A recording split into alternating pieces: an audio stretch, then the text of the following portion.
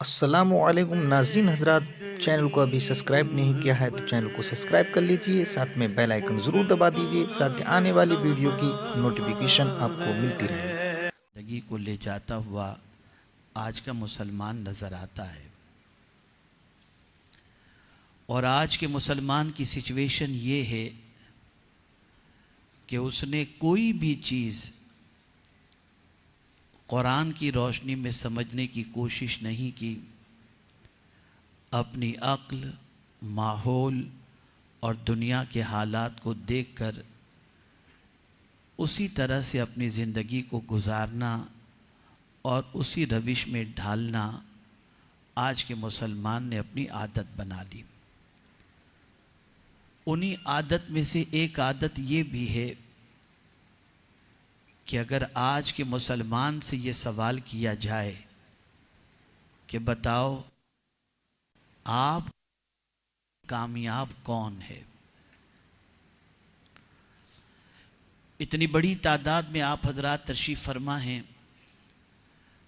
बहुत सारे नौजवान भी यहाँ पर तशरीफ़ फरमा हैं, बहुत सारे बिजनेसमैन भी यहाँ पर मौजूद हैं। अगर ये क्वेश्चन आपसे किया जाए कि आपके दिलो दिमाग के अंदर कामयाबी का क्या तसव्वुर है और आप किस इंसान को दुनिया के अंदर कामयाब तसव्वुर करते हैं और आपके नज़दीक कामयाबी क्या है, तो आज के इंसान का तसव्वुर ये है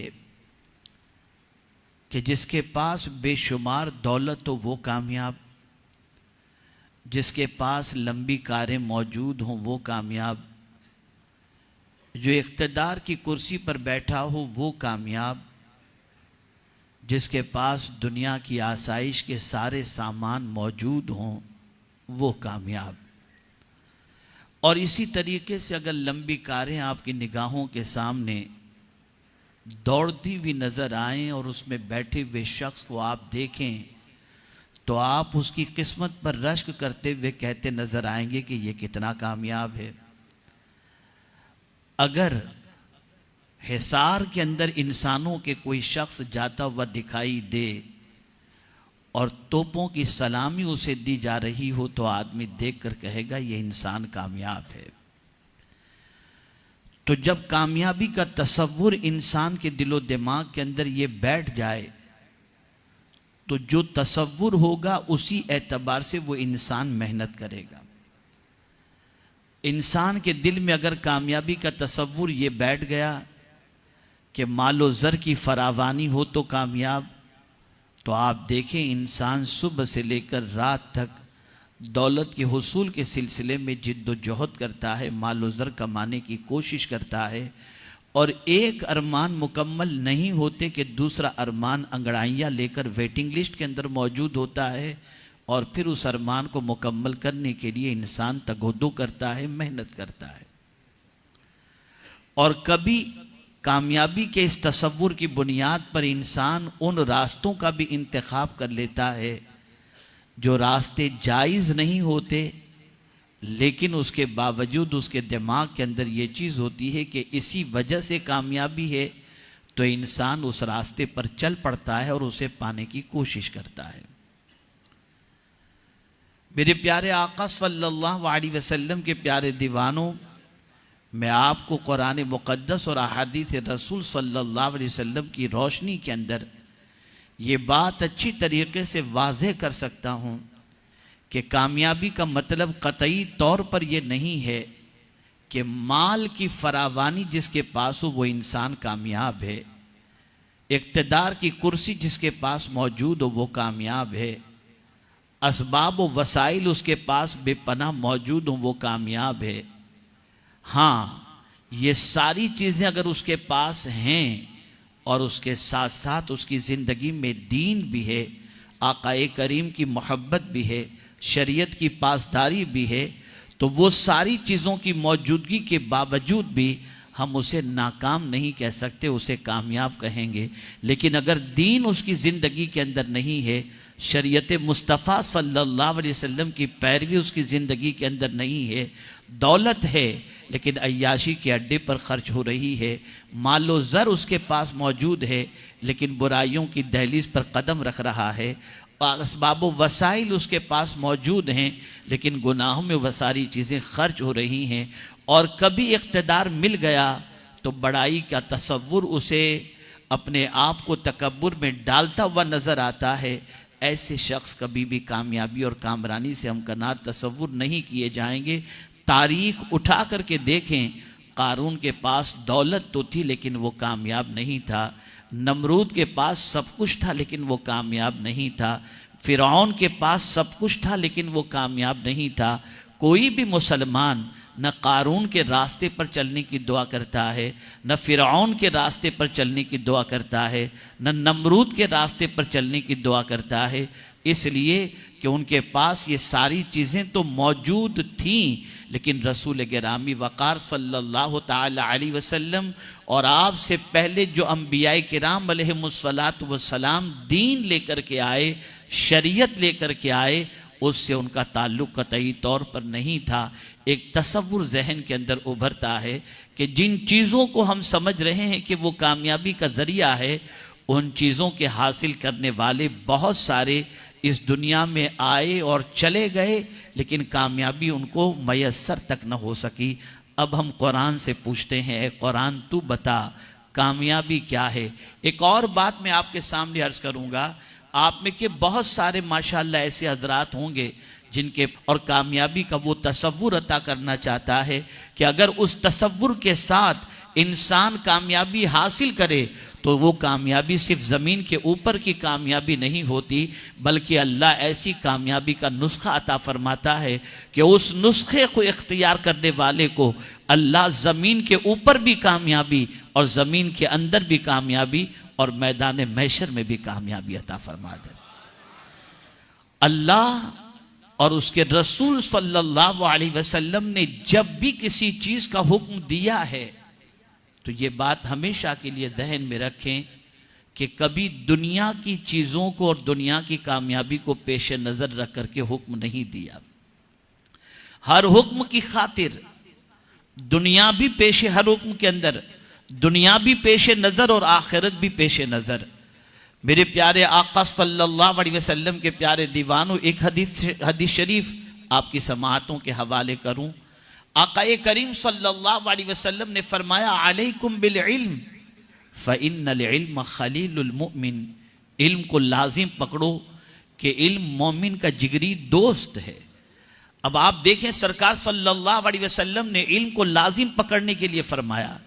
अब ये इल्म सिर्फ ऐसी चीज नहीं है कि जमीन के ऊपर तुम्हें दोस्ती का हक अदा करता हुआ नजर आएगा। अगर तुम्हारे पास इल्म है तो ये इल्म जमीन के ऊपर भी तुम्हें काम आएगा और दोस्ती का हक जमीन के अंदर भी काम करेगा और मैदान महशर में भी काम करेगा। तो अल्लाह और उसके रसूल जो भी हुक्म देते हैं उन हुक्म के पसे पुष्ट जो है वो दुनिया और आखिरत दोनों चीजें होती हैं। ऐसे ही अल्लाह अज़्ज़ा व जल्ल ने कामयाबी का जो तसव्वुर अता फरमाया और जो कामयाबी का नुस्खा अता फरमाया, उस कामयाबी से मुराद सिर्फ दुनिया की कामयाबी नहीं है बल्कि अल्लाह ने ऐसा नुस्खा अता फरमाया कि उस नुस्खे के अंदर अल्लाह ने दुनिया की भी कामयाबी रखी है और आखिरत की भी कामयाबी रखी है। आज का मुसलमान सिर्फ दुनिया की जिंदगी की कामयाबी के तसव्वुर के अंदर रातों दिन खर्च करता नजर आता है। कभी मालो ज़र के जरिए कामयाबी, कभी इख्तिदार के जरिए कामयाबी, कभी शोहरत की बुलंदी के जरिए कामयाबी, कभी नामवरी के जरिए कामयाबी और कभी इख्तिदार की कुर्सी के जरिए कामयाबी। इंसान इसी दुनिया की ये आर्जी तौर पर उसकी सोच के एतबार से समझी जाने वाली कामयाबी को कामयाबी तसव्वुर करता है, लेकिन मेरे रब ने जो नुस्खा अता फरमाया है और उसके प्यारे हबीब सल्लल्लाहु अलैहि वसल्लम ने वो नुस्खा वो है कि अगर उस नुस्खे पर इंसान अमल करे तो अल्लाह दुनिया में भी कामयाबी और आखिरत में भी कामयाबी अता फरमाएगा। वो नुस्खा कौन सा है?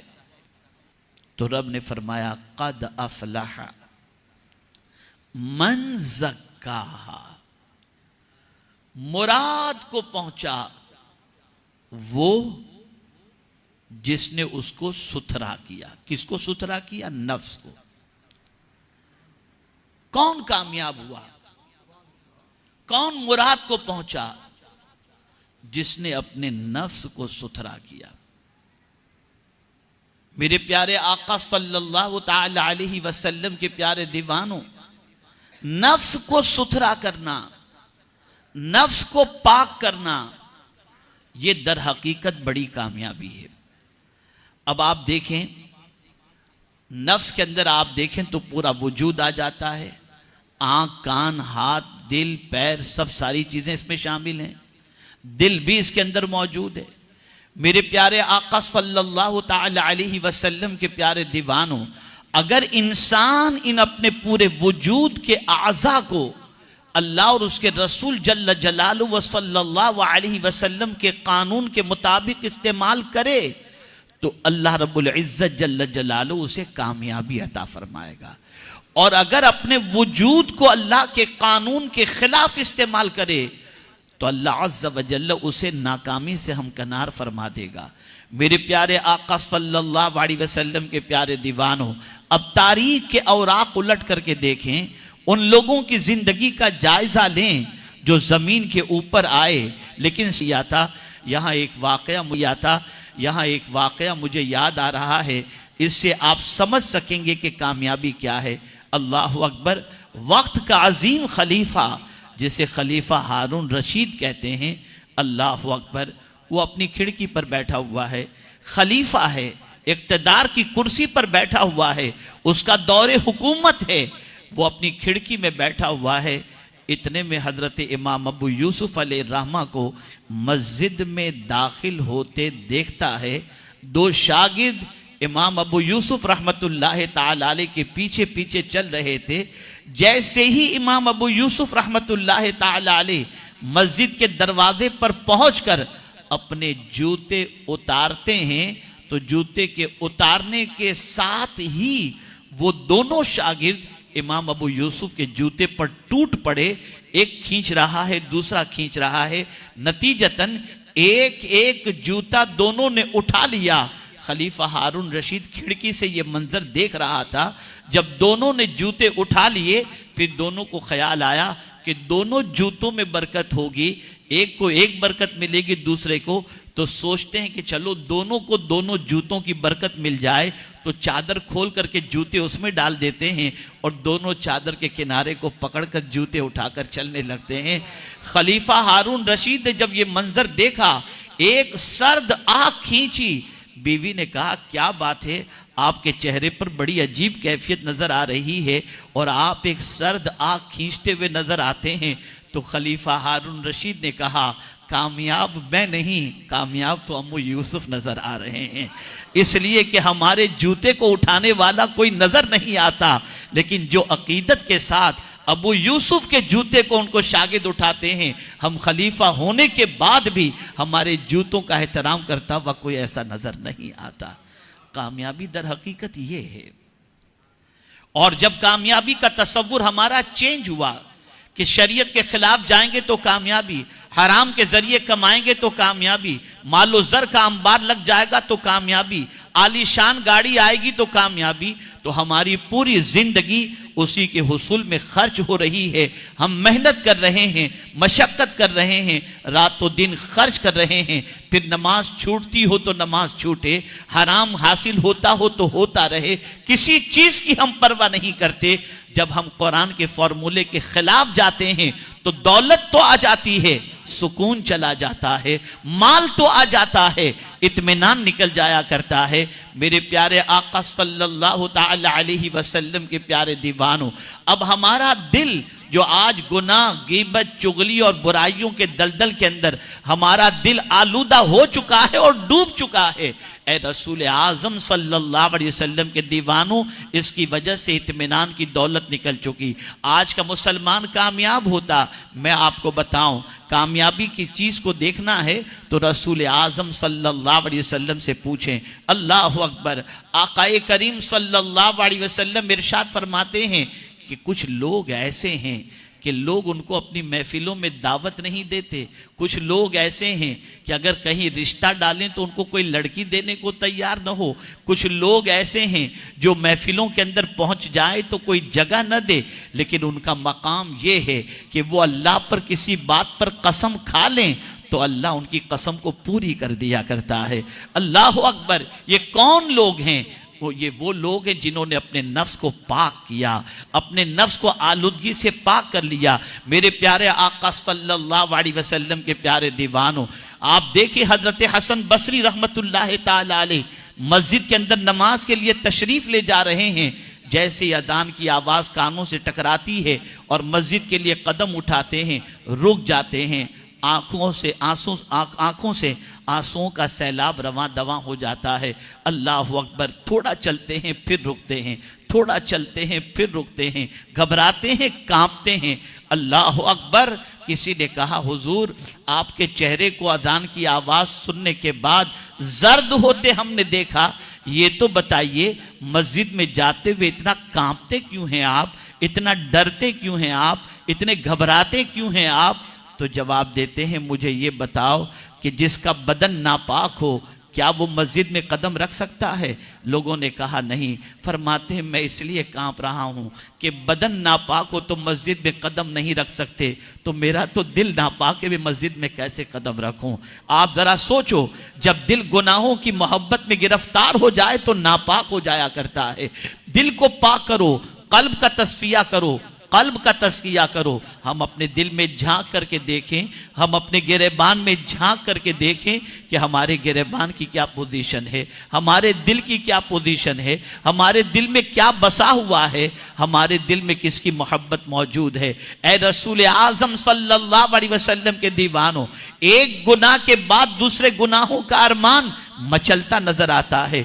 कभी हमारे दिल में यह जज्बा पैदा नहीं हुआ कि हम उन कामयाब लोगों को देखें जो तहज्जुद पढ़ा करते थे, हम उन कामयाब लोगों को देखें जो अव्वाबीन पढ़ा करते हैं, हम उन कामयाब लोगों को देखें जिनकी जिंदगी सजदे में गुजरती है। कामयाब लोगों का पूरा जो है उनके औसाफ का जिक्र अल्लाह ने कुरान मुकद्दस में फरमाया। क्या फरमाया आप देखें, क़द अफ़लहल मुमिनून, मुराद को पहुंचे वो जो ईमान वाले हैं, ईमान वाले मुराद को पहुंचे, ईमान वाले कामयाब पहुंचे। आप भी अपने आप को ईमान वाला कहते हैं, मैं भी अपने आप को ईमान वाला कहता हूं, लेकिन हम सहाबा की जिंदगी देखें, ताबईन की जिंदगी देखें, औलियाए कामिलीन की जिंदगी देखें तो कामयाबी उनके कदमों से वाबस्ता नजर आती है। लेकिन हम मोमिन होने का दावा करने के बाद हम देखते हैं कि कामयाबी हमसे मुंह फेरे हुए है।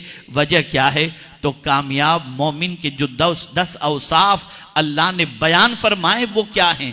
पहला वस्फ कामयाब के बारे में फरमाया, अल्लज़ीना हुम फी सलातिहिम खाशिऊन, जो खुशू के साथ नमाज अदा करते हैं। अल्लाह अकबर। किसी ने बहुत खूब कहा है, उनसे शिकायत की गई कि हजरत नमाज में मुझे सुकून नहीं मिलता। किसी ने किसी बुजुर्ग से कहा, हुजूर नमाज में मुझे सुकून नहीं मिलता। जवाब में उन्होंने बड़ी प्यारी बात फरमाई, फरमाते हैं सुकून से नमाज पढ़, तुझे सुकून मिल जाया करेगा। जो लोग कहते हैं नमाज में सुकून नहीं मिलता, वो सुकून से नमाज पढ़ते ही कहाँ हैं? कभी नमाज के अंदर आसमान को देख रहे हैं, कभी दाएं देख रहे हैं, कभी बाएं देख रहे हैं। आज ही में एक हदीस मुबारका पढ़ा, रोंगटे खड़े हो गए। बुखारी शरीफ की यह हदीस है। आकाए करीम सल्लल्लाहु अलैहि वसल्लम इरशाद फरमाते हैं, जो शख्स हालत नमाज के अंदर आसमान की तरफ देखता है, डर है कि उसकी आंखों की रोशनी छीन न ली जाए। और हजरत अनस रदी अल्लाह तआला अन्हु से सरकार सल्लल्लाहु अलैहि वसल्लम ने फरमाया, ए अनस, हालत नमाज में इधर उधर न देखा करो, हालत नमाज में इधर उधर न देखना, इसलिए कि डर है कि इसकी वजह से हलाकत नसीब हो जाए। और एक बुजुर्ग फरमाते हैं, जो हालत नमाज के अंदर आगे देखता है, कंखियों से देखता है, इधर उधर देखता है, तो अल्लाह की रहमत उस बंदे से कहती है।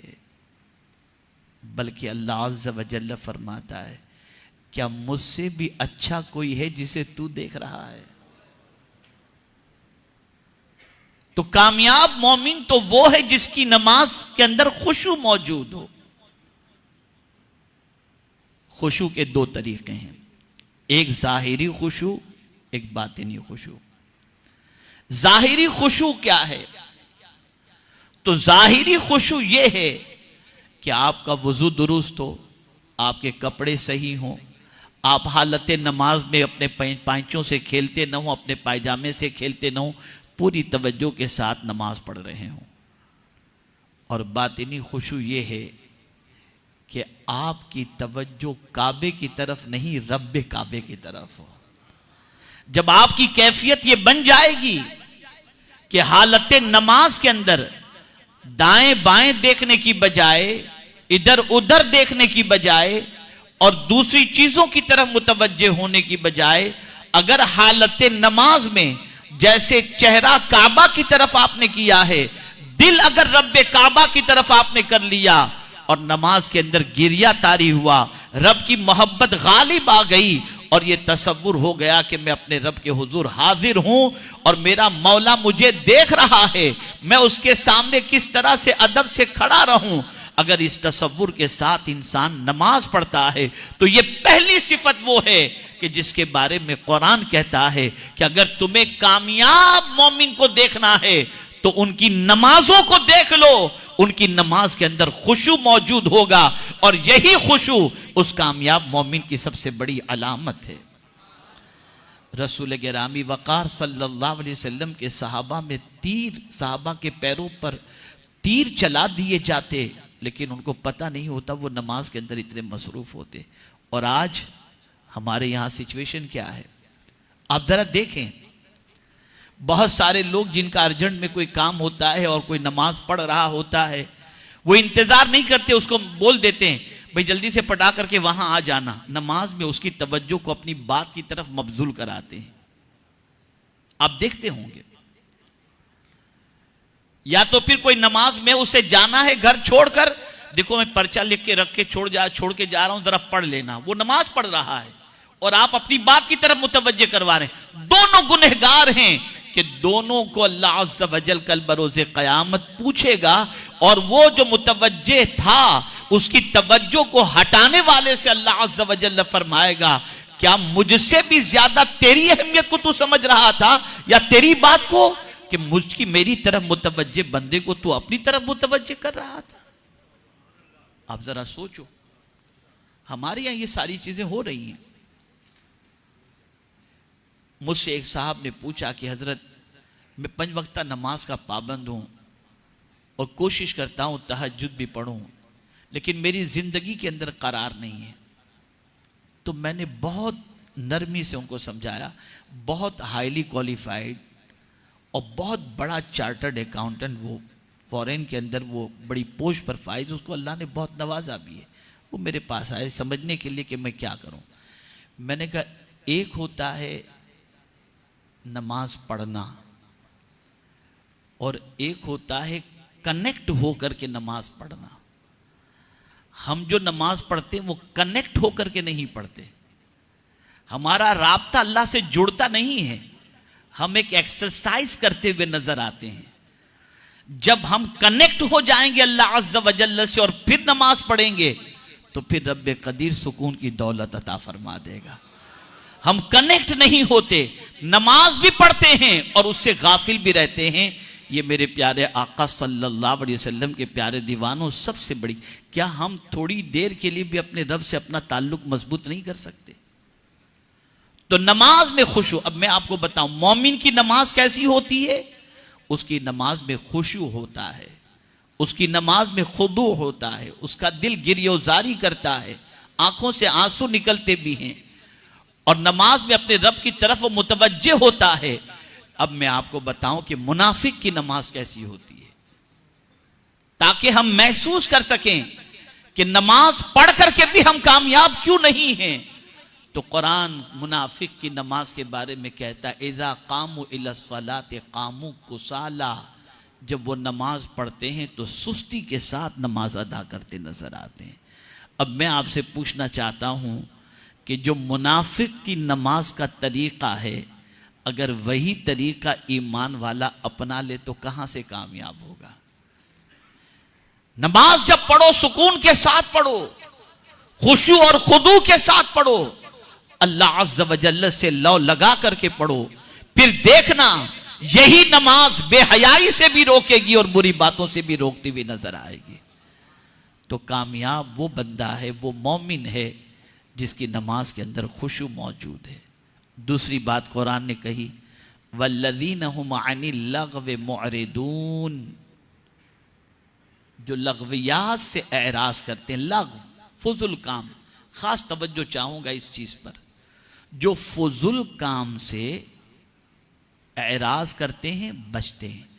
अब ये लग़्व किसे कहते हैं, तो मुफस्सिरीन फरमाते हैं लग़्व ये कोई नाजायज काम नहीं है, लेकिन लग़्व कहते हैं उस काम को, तवज्जो चाहूंगा सीख करके जाओ, लग़्व उस काम को कहते हैं जिसका न दुनिया में कोई फायदा हो और न आखिरत में फायदा हो। तवज्जो चाहूंगा, लग़्व उसको कहते हैं, फालतू फुजुल उसको कहते हैं जिसका न दुनिया में कोई फायदा हो और न आखिरत में फायदा हो, भले वो काम हराम न हो लेकिन लग़्व फुजुल। जैसा कि आज का मुसलमान रात को कहीं बैठ करके गपशप करने बैठ जाता है, क्या करते हैं, टाइम पास कर रहे हैं, ये लग़्व है।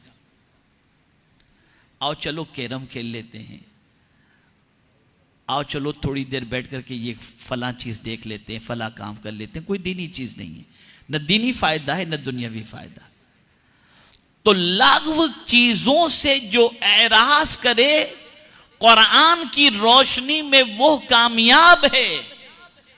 और अगर आज के मुसलमानों का जायजा लिया जाए तो मोर देन 95% मुसलमान जो है वो लग़्व के अंदर अपनी जिंदगी गुजारते नजर आते हैं। ऐसे काम में जिंदगी गुजारते हैं जिस काम का न दुनियावी कोई फायदा है न उखरवी कोई फायदा है, और मुसलमान अपना टाइम उसके अंदर पास करता हुआ नजर आता है।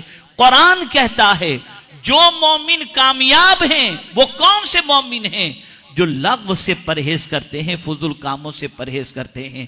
मेरे प्यारे आका सल्लल्लाहु ताला अलैहि वसल्लम के प्यारे दीवानों, तो जब फुजुल कामों से परहेज करने पर अल्लाह कामयाबी अता करता है और वो चाहता है कि फुजुल कामों से बचे, तो जो लोग हराम काम करते हैं, अल्लाह और उसके रसूल के हराम करदा चीज़ों के अंदर गिरफ्तार हैं, नाजायज़ काम करते हैं, अल्लाह उन्हें कैसे कामयाबी अता फरमाएगा। अल्लाह तो ये चाहता है कि जो मेरे महबूब के दीवाने हैं उनसे कोई फुजुल काम हो नहीं, बल्कि वो जो भी काम करें उसका फायदा दुनिया में भी उन्हें नसीब हो और आखिरत में भी नसीब हो।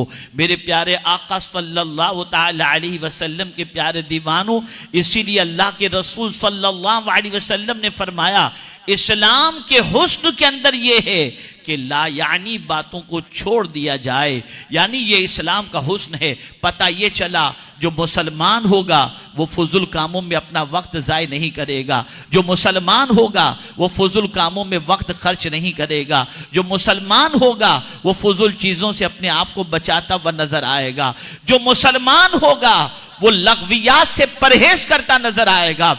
मुझे एक बुजुर्ग का वाकया याद आ रहा है, अल्लाह अकबर। वो कई दिनों तक तो जिंदगी अपनी रोटी खाने में गुजारते रहे, फिर रोटी से जितनी कुव्वत मिली बैठ करके सोचने लगे कि मैं रोटी खाता हूँ तो रोटी को चबाने में जो वक्त जाता है, क्या रोटी के ज़रिए जितनी ताकत मुझे मिलती है मैं कोई ऐसी चीज़ अपनी ज़िंदगी में इस्तेमाल करूं कि रोटी से मिलने वाली कुव्वत जितनी कुव्वत मुझे नसीब हो जाए और मेरा वक्त बच जाए। तो उन्होंने सोचा कि मैं एक मशरूब तैयार कर लेता हूं जिसे मैं पी लूं तो पीने में मेरा वक्त इतना बच जाएगा कि रोटी चबाने में इतना वक्त जो जाता है उतना वक्त मैं अल्लाह की तस्बीह कर सकता हूं। तो अल्लाह अकबर, उन्होंने काउंटिंग किया, रोटी चबाने में जितना वक्त गुजरता है एक लुकमे के चबाने में कई बार सुबहान अल्लाह वो कह सकते हैं। तो उन्होंने उसके बाद से मशरूब पीकर पीना शुरू कर दिया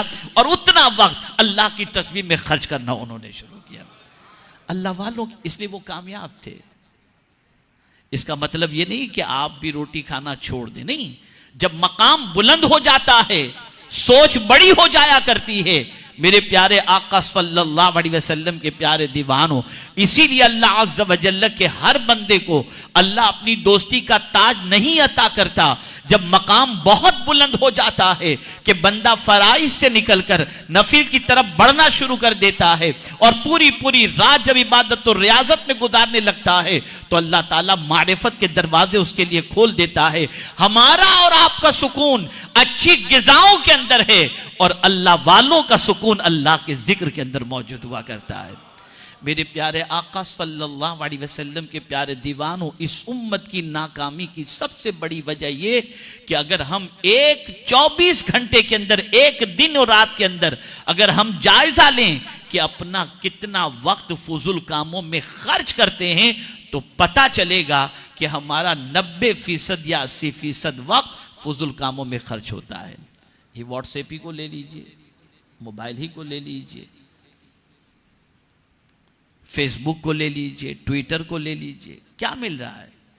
फुजुल काम। मैं ये पहना हूं, मैं ये खाया हूं, मैं यहां गया हूं, मैं ये पिया हूं, बस यही सारी चीजों में वक्त जा रहा है। फिर हम कामयाबी चाहते, मिलेगी कैसे कामयाबी? और ये न समझना, ये मत समझना कि वक्त जो है वो बहुत मामूली चीज है, नहीं, वक्त बहुत कीमती सरमाया है।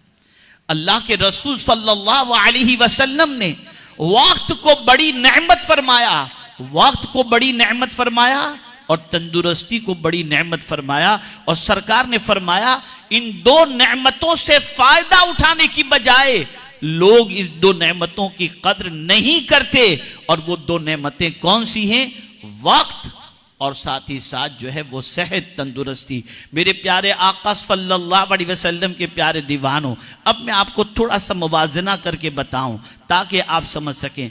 आपने 5 घंटे मुकम्मल गुजारे फुजुल कामों के अंदर और फुजुल कामों में वक्त गुजारने के बाद आपने अपने आप को फ्रेश महसूस किया या नहीं किया वो आप जाने, लेकिन इतना मैं जरूर आपके सामने अर्ज करूंगा कि 5 घंटे में से अगर आपने 50 मिनट कुरान शरीफ तिलावत करने के अंदर खर्च कर दिया होगा तो आपकी जिंदगी के अंदर वो 50 मिनट का जो फायदा होगा और आपकी तबीयत पर जो उसका असर होगा, उस असर को आप जिंदगी भर भूल नहीं सकते हैं। वक्त की कद्र करो। कामयाब होना है तो फुजुल कामों को छोड़ दो।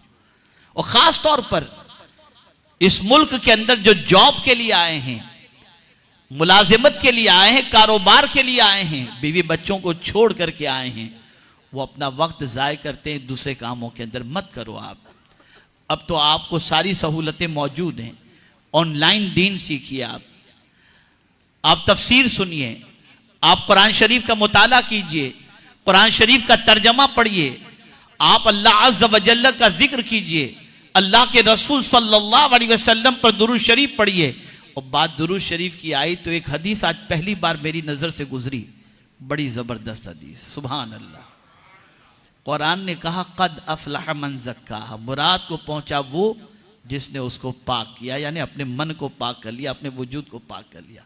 कैसे पाक करें, कैसे पाक करें? तो मेरे आका सल्लल्लाहु अलैहि वसल्लम फरमाते हैं सल्लु अलैया ज़कातकुम, मुझ पर दुरूद पढ़ो कि ये दुरूद तुम्हें पाक कर देगा। मुझ पर दुरूद पढ़ो कि ये दुरूद तुमको पाक कर देगा। पता चला कि दुरूद ऐसा अमल है कि इस दुरूद के जरिए अल्लाह ताला इंसान को पाक कर देता है।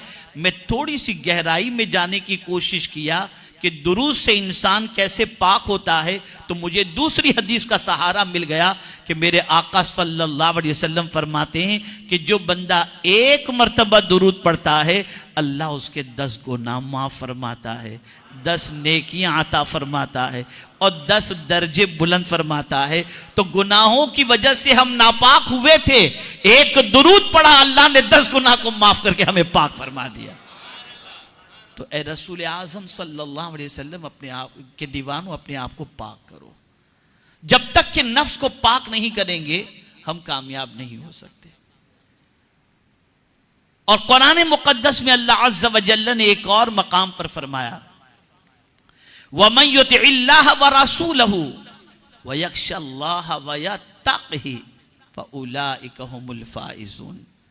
अल्लाह अज़्ज़ व जल्ल इरशाद फरमाता है, जिसने अल्लाह की इताअत की और अल्लाह के रसूल सल्लल्लाहु अलैहि वसल्लम की इताअत की और अल्लाह से डरा, बेशक वही कामयाब हैं। पता चला कामयाबी अगर चाहिए तो नफ्स की नहीं सुनना, अल्लाह की बात माननी और अल्लाह के रसूल की बात माननी है। और जो अल्लाह और उसके रसूल की बात मानेगा, कुरान ने उसको कामयाबी का मुज़्दा अता कर दिया, उसे कामयाबी की जमानत अता फरमा दी। मेरे प्यारे आका सल्लल्लाहु ताला अलैहि वसल्लम के प्यारे दीवानों, कभी हमारे जहन में ये बात आई कि गुनाहों की वजह से हमारा मन नापाक हो चुका है, हमारा वजूद नापाक हो चुका है, हम इसे पाक करें? हम तो कपड़ों की पाकी की फिक्र करते हैं, हम तो बदन की पाकी की फिक्र करते हैं, लेकिन ए रसूल आज़म सल्लल्लाहु अलैहि वसल्लम के दीवानों, अपने वजूद को गुनाहों के धब्बों से पाक करो। ये गुनाहों के धब्बे वो धब्बे हैं जिसकी वजह से इंसान का दिल सियाह हो जाता है और इंसान के जिस्म से सुकून रुखसत हो जाया करता है। आप देखें, सरकार तो खुद ही पाक, तवज्जो चाहूंगा, हुजूर सल्लल्लाहु अलैहि वसल्लम खुद ही पाक और उनका मन भी पाक, उनका तन भी पाक। कि आला हजरत कहते हैं, तू जो चाहे तो अभी मैल मेरे दिल के धुलें, कि खुदा दिल नहीं करता कभी मैला तेरा।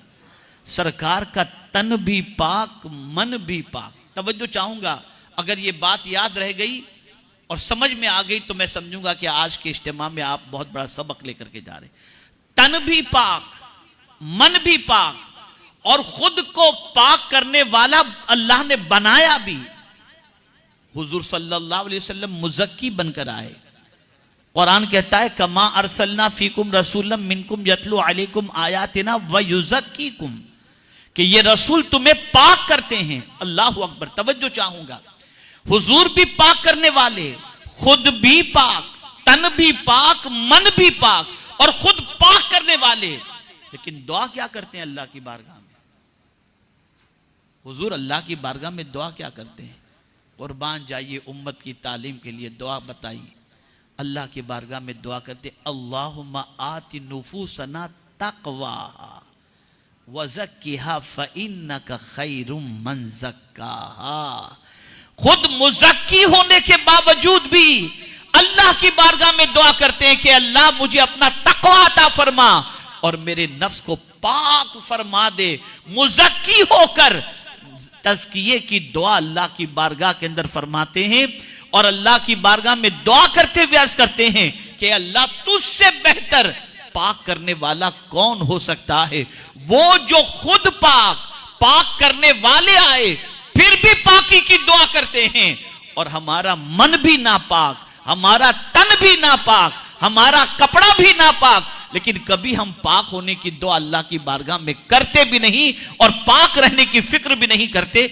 बल्कि बाज जालिम तो ऐसे नौजवान मिलेंगे कि अगर उनसे कहा जाए नमाज पढ़ लो, हम नापाक हैं, हम नापाक। मन को पाक करो और तन को पाक करो। गुनाहों से अपने आप को बचाओ, गुनाहों से अपने आप को बचाओ। अगर कामयाब होना चाहते हो तो गुनाहों के धब्बे जिस्म पर न लगें, गुनाहों की मोहब्बत दिल में पैदा न होने दो। मेरे प्यारे आका सल्लल्लाहु ताला अलैहि वसल्लम के प्यारे दीवानों, इसी के साथ साथ जिसने मासियत के अंदर अपने वजूद को घेर लिया, छुपा लिया, कुरान कहता है कि वो खसारे के अंदर है। तो हम नाकाम इसलिए हैं कि हमारे वजूद को गुनाह घेरे हुए है। हमारे वजूद की पोजीशन ऐसी है कि हम जहां बैठते हैं वहां भी गुनाह, जहां जाते हैं वो भी गुनाह के मराकिज, और जिंदगी भी गुजरती है तो गुनाहों के अंदर, जिसकी वजह से हम नाकाम हैं।